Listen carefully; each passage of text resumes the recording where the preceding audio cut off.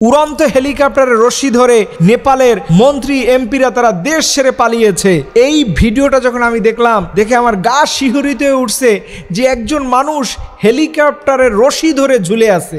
বলেন, একজন মানুষ সে তার নিজের শরীরের ওজন কতক্ষণ বা ধরে রাখতে পারে? হেলিকপ্টার উড়ে যাচ্ছে অনেক উপর থেকে, এই মানুষটার হাত থেকে ওই রশি যদি ফসকে বের হয়ে যায়, আপনি বুঝতে পারতেছেন যে একজন মানুষ পড়ার সাথে সাথে কি একটা অবস্থা হবে। কিন্তু দেখবেন এর পরেও যারা ক্ষমতালোভী, যারা ক্ষমতাকে নিজের বাপের সম্পত্তি মনে করে, এরা কখনোই এই জিনিস থেকে শিক্ষা গ্রহণ করে না। এরপরেও দেখবেন কিছু মানুষ নিজের ক্ষমতাকে মনে করে বাপের সম্পত্তি। তারা ক্ষমতা পাওয়ার আগেই দেখবেন তাদের আচার আচরণ এতটা নোংরা হয় যে মানুষকে মানুষ বলে গ্রহণ করতে চায় না, মানুষকে মানুষ বলে মূল্যায়ন করতে চায় না।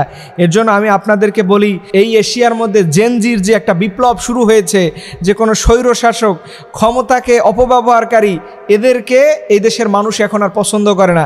এর পরের টার্গেটে সম্ভবত আমাদের ভারত পড়ে গেছে। এটা অনেক জরিপ আসতেছে, এর পরবর্তীতে এই বিপ্লবটা শুরু হবে ভারতের উপর দিয়ে। এর জন্য যারা ক্ষমতায় আসবেন আর যারা ক্ষমতায় থাকবেন, একটু হিসেব করবেন যে আপনার লাইফটা, আপনার জীবনটা এর চাইতে বড় কি হতে পারে। এবং আমি যখন দেখলাম যে নেপালের ওখানকার অনেক বড় বড় নেতাদের স্ত্রীদের সাথে যে আচরণ হয়েছে, পুলিশ পালানোর জায়গা পায় নাই, কোথায় যাবে মানুষ?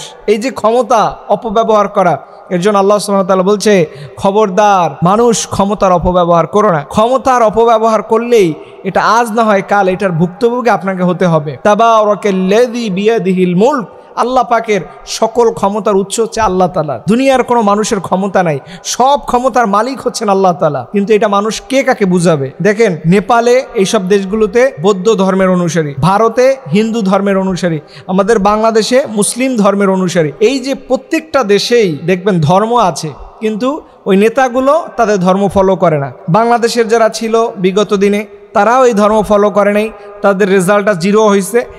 নেপালে তারাও তাদের ধর্ম ফলো করে নাই, তাদের রেজাল্টটাই হয়েছে। এরপরে ভারতের অবস্থা কিন্তু দেখার অপেক্ষায়। এই ভারত কিন্তু ভেঙে যাবে, এইটা কোনোভাবেই কেউ জোড়াতালি দিয়েও এটাকে ঠিক রাখতে পারবে না। অলরেডি আমেরিকার অনেক বড় বড় সংস্থার লোকজন এটা রোড ম্যাপ দেখিয়েছে যে এটা শেষ করতে হবে, এটা রাখা যাবে না।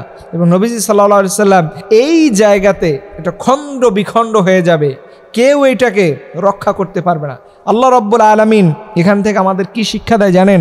যে দুনিয়াতে মানুষ তার নিজের কোনো ক্ষমতা নাই, ক্ষমতা আল্লাহ পাকের। যাকে দায়িত্ব দেওয়া হয়েছে তিনি যেন আল্লাহ তাআলাকে ভয় করেন, তিনি যেন তার ধর্মকে ভয় করেন, তিনি যেন তার ধর্মের স্রষ্টাকে ভয় করেন। যারা রাজনীতি করে, যারা মানুষের নেতৃত্ব দিতে চায়, আল্লাহ যেন সবাইকে সবরে জামিল এবং হিকমাত এবং মানুষের উপরে জুলুম না করে রাষ্ট্র পরিচালনা করে তৌফিক দান করে। সকলে আমিন।